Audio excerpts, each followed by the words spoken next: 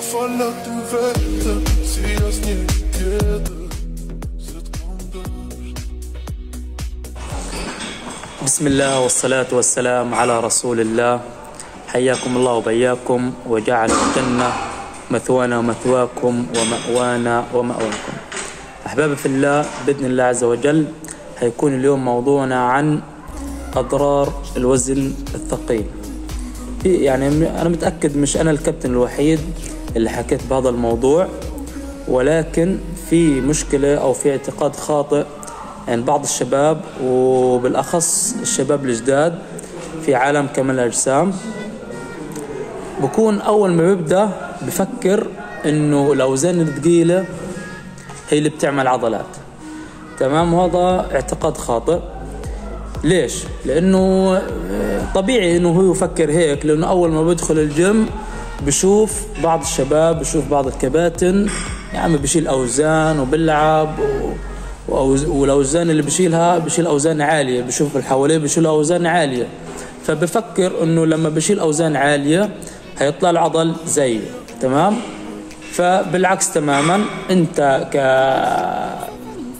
يعني جديد على الجيم لازم تبدأ بالتدريج، لأنه هو بالأساس قبل ما يبدأ الجيم أو قبل ما يصل لهذه المرحلة بدأ زيك من الصفر. أو ما يعني في كتير شباب بيقول لك أنا جديد أبدأ بوزن خفيف كيف؟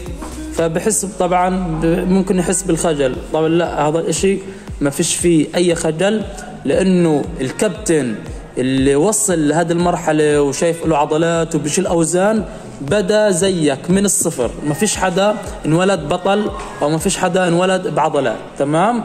فاللي بدنا نصل له إنه إما تطلع على الأوزان قديش عضلتك بتشيل. العب مثلا في انك انت تعد اول جولة 15 عدة، ثاني جولة 12 عدة، ثالث جولة 12 عدة، رابع جولة 10 عدات على سبيل المثال. تمام؟